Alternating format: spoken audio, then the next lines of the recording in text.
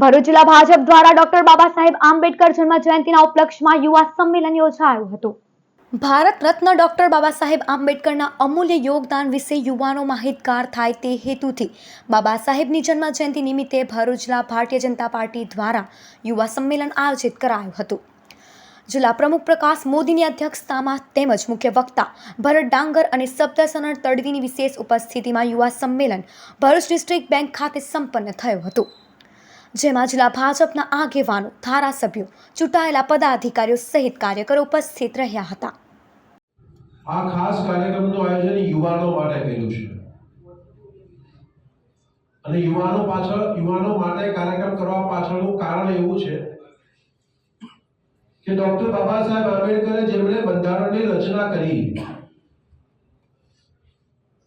A doctor Baba Saheb આંબેડકરનું જીવનબૃત,